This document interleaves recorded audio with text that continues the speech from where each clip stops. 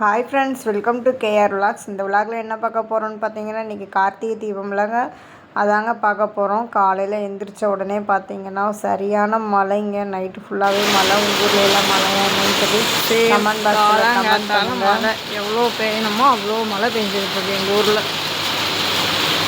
நைட்டெல்லாம் மழை. ஆனால் க்ரீனிஸாக சூப்பராக இருக்குங்க பார்க்குறதுக்கு.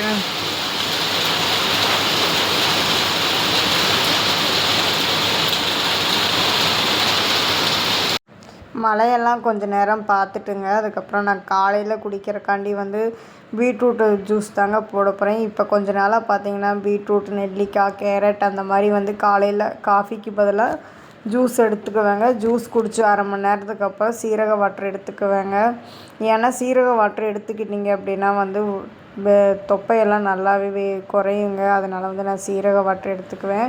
ஒரு பீட்ரூட்டுங்க 1 டம்ளர் தண்ணி தாங்க ஊற்றி அடிப்பேன். சுகர் போட மாட்டேன். நம்ம சுகர் போட்டு குடித்தோம் அப்படின்னா பீட்ரூட் உள்ள சத்தெல்லாம் போயிடும்னு சொல்லிட்டு சுகர் போடாமையே எடுத்துக்கலாங்க. நல்லா தாங்க இருக்கும் குடிக்கிறதுக்கு. ரொம்பவும் ஒரு மாதிரி திகட்டுற மாதிரிலாம் இருக்காது. நல்லா இருக்குங்க குடிக்கிறதுக்கு. நீங்கள் ஒரு தடவை குடித்து பார்த்துட்டு எப்படின்னு சொல்லுங்கள்.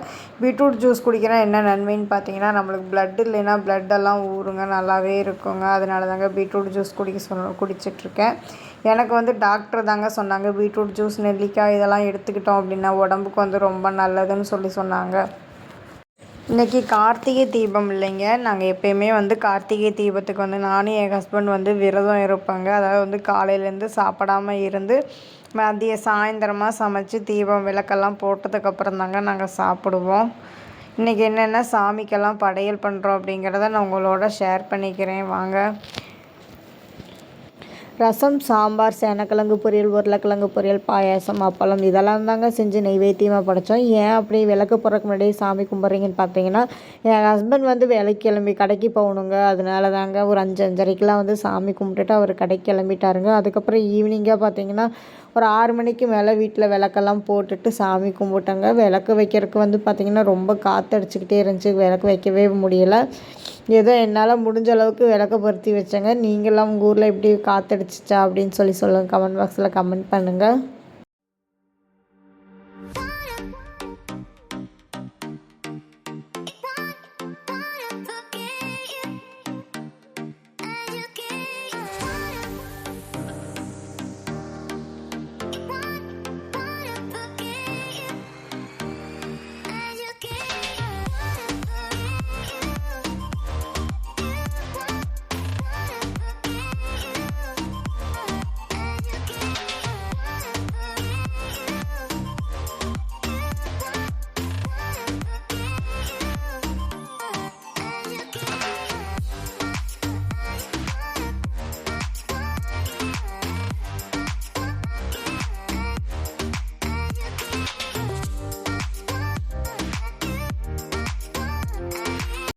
இது வரைக்கும் நம்ம சேனலில் சப்ஸ்கிரைப் பண்ணாமல் இருந்தால் மறக்காமல் சப்ஸ்கிரைப் பண்ணிக்கோங்க. பக்கத்தில் இருக்க பெல் ஐக்கானை கிளிக் பண்ணிக்கோங்க.